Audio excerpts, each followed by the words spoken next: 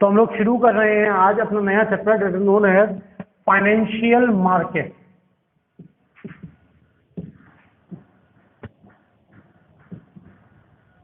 ठीक, अगर मैं मार्केट वर्ड की बात करूं तो मार्केट समझ लीजिए क्या होता है।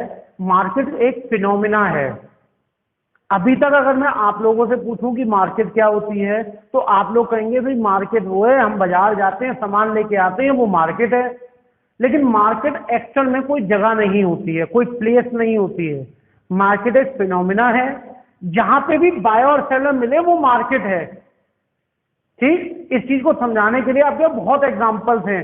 देखिए जैसे OLX है, आज आप OLX पे ऐड डालते हो, ठीक, बहुत सारे जने खरीदने वाले होते हैं, वो आपको फोन करते हैं भाई आप ये रेट लगा लो, ये लगा लो। लास्ट में मान लीजिए एक बायर से आपका समझौता हो गया, जो आपने रेट डाले थे उस पर तैयार हो गया, ठीक, और आपका सेट बिक गया, वो आपको कहीं गोवन चढ़ा के मिल गया, आपने उसको सेट पकड़ाया, उसने सेट ले लिया, तो आपने बेचा, उसने खरीदा। मार्केट में भी तो यही होता है, लेकिन क्या गोवर्धन चढ़ाए मार्केट हो गई?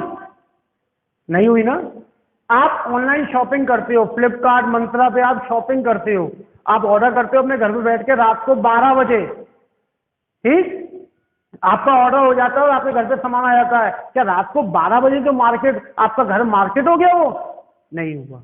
तो मार्केट क्या हुआ? एक्चुअल में मार्केट एक फिनोमिना है, जहां पे बायर और सेलर आपस में मिलते हैं, उसी को मार्केट बोला जाता है। समझ में आएगा? तो अब मार्केट वर्ड का मतलब क्लियर कर लो अपने दिमाग में। मार्केट आज भी अभी कुछ चीजों के लिए हमें फिजिकली जाना पड़ता है। जैसे आदमी को अगर मान लीजिए कपड़ा खरीदना है, कपड़े का पीसेस खरीदने हमें, जैसे मुझे शर्ट खरीदनी है तो हम ऑनलाइन खरीद सकते हैं, लेकिन शर्ट का पीस अगर मुझे देखना, मुझे सिलवानी है शर्ट, तो मैं जाके कपड़ा देखना पसंद करता हूँ। यार मैं ऐसे ऑनलाइन नहीं, मुझे क्या पता कपड़ा कैसा होगा, उनका बढ़िया होगा बेकार होगा, है ना। तो मैं जाके पसंद करना चाहता हूँ, तो मैं फिजिकली मार्केट में जाना चाहता हूँ, वहां मार्केट में अपने हाथ में कपड़ा देखना चाहता हूँ, वो कपड़े का स्टफ कैसा है, उसके बाद ही मैं उस पीस को खरीदूंगा, है ना। तो कुछ चीजें अभी भी ऐसी हैं जिनके लिए मुझे फिजिकली मार्केट जाना पड़ता है, लेकिन मैक्सिमम चीजें हमारी क्या है जिनको हम फिजिकली जाने की कोई जरूरत नहीं है। इसीलिए मार्केट वर्ड का मतलब अब चेंज हो गया है। तो मार्केट एक फिनोमिना है, ठीक, ये सोच है हमारी, हम जहां पे भी सेल परचेज कर लेते हैं वही हमारी मार्केट हो जाती है। फाइनेंशियल वर्ड का अगर हम बात करते हैं तो फाइनेंशियल होता है फाइनेंस रिलेटेड, ठीक है।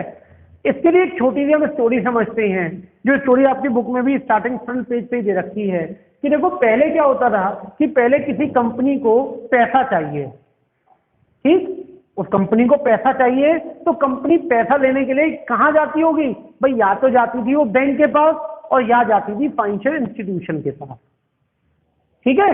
अब उनके बाद वो गई, उनसे उन्होंने पैसे मांगे। क्या बैंक नोट छापता था उनके लिए? नहीं।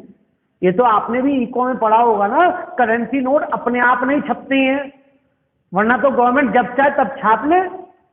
अब कह रहे हैं इस समय कोरोना चल रहा है तो जो हमारी इकोनॉमी है वो बहुत ज्यादा गिर रही है, तो इस समय नोट छापो ना और सबको दो, अगर यही होता तो। लेकिन ऐसा नहीं होता है, तो नोट तो नहीं छपेंगे।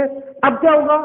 अब बैंक के पास या फाइनेंशियल इंस्टीट्यूशन के पास पैसा कहां से आएगा? वो पैसा लोग जब देंगे ना उनको। भाई आप क्या करते हो? बैंक में जाके पैसा रखते हो ना अपना, तभी तो बैंक को पैसा मिलता है, और बैंक उसी पैसे का यूज करके उधार देता है कंपनीज को, तभी तो बैंक आपको इंटरेस्ट दे पाता है, वरना बैंक कहां से इंटरेस्ट देगा? भाई मैं आपसे कहूं आप मेरे 100 रुपए रख लो और मुझे 10 दिन बाद देना, लेकिन मुझे देना 102 रुपए। 2 रुपए किस बात के? इंटरेस्ट के। तो आप कहोगे भैया आप एक चीज बताओ, 100 रुपए आप अपने घर में रखो या आप मेरे घर पे रख जाओगे? तो मेरे घर में क्या 2 रुपए अपने आप बढ़ जाएंगे? कोई मनी प्लांट का पौधे में थोड़ी डाल रहा हूं 100 रुपए। In the same way bank भी कैसे इंटरेस्ट दे रहा है? तो बैंक इंटरेस्ट कमाता है ना, बैंक इनकम कमा रहा है उससे, तभी तो वो आपको दे पा रहा है। तो बैंक वो इनकम कैसे कमाता था? जो पैसा हम लोग जमा करते थे, बैंक उस पैसे को यूज करता था, उस पैसे को कंपनीज को देता था, कंपनी उस पर इंटरेस्ट देती थी बैंक को, और बैंक उसमें से कुछ पार्ट अपना रख लेता था एज इनकम और कुछ पार्ट हमें दे देता था हमारे रिटर्न के तौर पे। यही होता था, ठीक। अब लेकिन अब क्या हुआ कि कंपनीज को दिखाई दिया यार बैंक के पास अपना पैसा तो नहीं होता, बैंक भी तो लोगों का पैसा ही ले रहा है, और उस पर हमसे इंटरेस्ट लेता है ज्यादा, लोगों को देता है कम। अपना मीडिएटर होने का जो पैसा कमाता है वो अलग कमा लेता है। ठीक, तो बैंक ने जो कंपनी थी उन्होंने क्या किया, उन्होंने कहा क्यों ना हम भी डायरेक्ट, मुझे तो पता है ना कि मुझे कहां से पैसा आ रहा है, भाई लोग दे रहे हैं बैंक को, बैंक दे रहा है हमें, तो मुझे पता है कि पैसा कहां से आ रहा है, लोगों से, तो डायरेक्ट मैं लोगों से पैसा ले लूं, डायरेक्ट मैं लोगों से पैसा ले लूं। ठीक, और लोगों को जो इंटरेस्ट जैसे बैंक दे रहा है, मान लो उनको 6% इंटरेस्ट, और बैंक कंपनी से ले रहा है 12%, तो 6% बैंक कमा रहा है ना, कंपनी ने क्यों ना हम लोगों को 9% 10% इंटरेस्ट दे दें, भाई लोगों को फायदा देखेगा तभी तो वो लोग डायरेक्ट देंगे ना कंपनी को, लोगों को फायदा नहीं हुआ तो लोग क्यों देंगे। अगर कंपनी कहती भैया हम तो 6% इंटरेस्ट देंगे, तो क्या लोग पैसा देते? नहीं देते। लोग कहते हैं बैंक तो एक थोड़ा ट्रस्टेड है, कंपनी पर ट्रस्ट कहां से लाऊं, लेकिन अब इनकम भी तो बढ़ रही है ना, तो थोड़ा ट्रस्ट कम भी हो जाएगा तो चल जाएगा।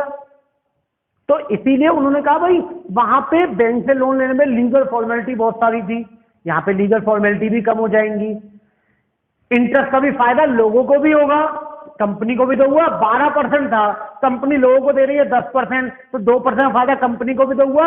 अगर 4% फायदा लोगों को हुआ तो 2% फायदा किसको हुआ? कंपनी को भी तो हुआ। लीगल फॉर्मेलिटी भी कम हो गई। तो ये जो काम हुआ और ये काम जो जहां पे होता है उसी को हम क्या बोलते हैं? Financial market. उसी को क्या बोलते हैं? Financial market. अब लोगों से डायरेक्टली कंपनी पैसा लेती है, जो हम पढ़ते हैं डिबेंचर, शेयर, ये नाम जो आए, लेकिन ये कहां पे मिलते हैं? ये हमारे फाइनेंशियल इंस्ट्रूमेंट्स हैं जिनके थ्रू हम लोग पैसा रेज करती है कंपनी। तो ये जहां पे बेचे और खरीदे जाती हैं वही हमारी क्या कहलाती है? Financial market. जहां से आप सब्जी खरीद के आते हो उसको सब्जी मंडी बोलते हो ना, जहां से कपड़ा खरीद के आते हो कपड़ा बाजार बोलते हो ना, ऐसे जहां से हम ये फाइनेंशियल इंस्ट्रूमेंट खरीदते और बेचते हैं उसको क्या बोलते हैं? Financial market. तो ये चैप्टर है हमारा फाइनेंशियल मार्केट के ऊपर। क्लियर हुआ? फाइनेंशियल मार्केट वर्ड क्लियर हो गया आपके दिमाग में? चलिए भाई अब इसके बारे में पढ़ते हैं। फाइनेंशियल मार्केट के हमारे फंक्शंस क्या क्या हैं, ठीक है? तो हम पढ़ रहे हैं फंक्शंस ऑफ फाइनेंशियल मार्केट और हमारे क्या क्या फंक्शंस हैं। तो पहला फंक्शन जो बता रखा है वो बता रखा है mobilisation of saving and channelising them into more productive use.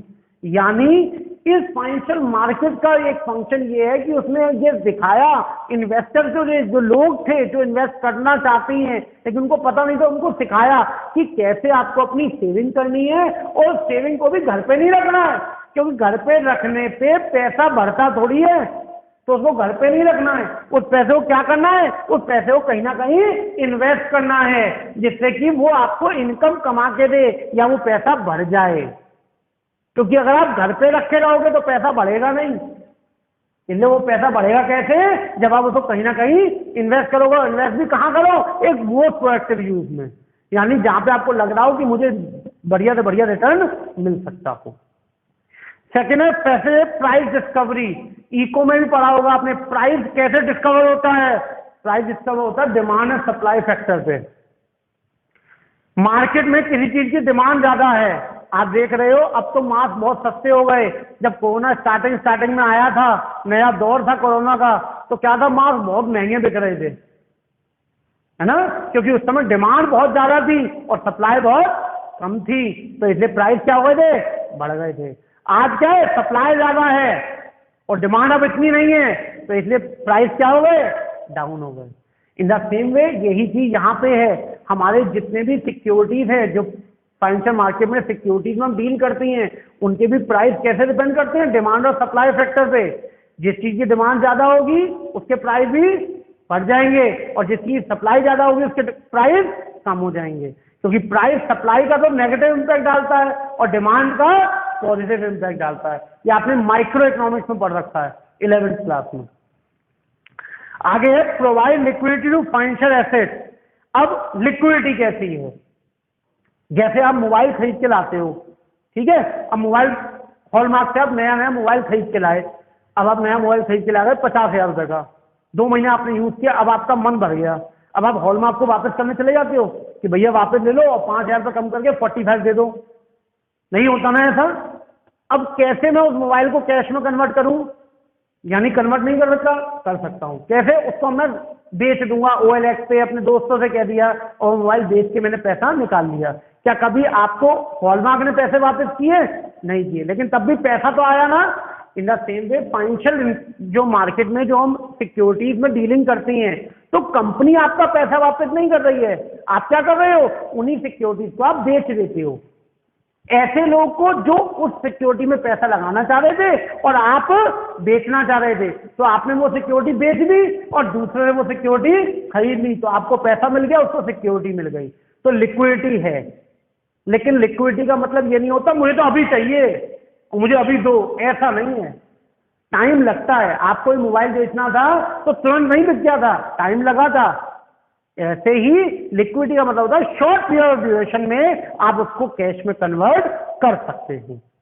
और अगर reduce the cost of transaction, और यहाँ पे ट्रांजेक्शन की कॉस्ट भी क्या हो गई, अब कम हो गई। पहले क्या होता था, बैंक से लेना पड़ता था, बैंक को कमीशन लेनी पड़ती थी, वहां पे मीडिएटर थे, मीडिएटर यहाँ पे भी हैं, लेकिन ट्रांजेक्शन की कॉस्ट क्या हो गई, रिड्यूस हो गई है। तो कंपनी के ऊपर भी जो बर्डन जहां बहुत ज्यादा कॉस्ट खर्च करने का, वो अब क्या हो गया, कम हो गया। तो आज तक मैंने आपको फाइनेंशियल मार्केट का एक इंट्रोडक्शन दिया है और एक छोटा टॉपिक पढ़ाया उसका फंक्शन। इसको ध्यान से पढ़ लीजिए, फिर आगे हम अगली क्लास में इसको डिस्कस करेंगे।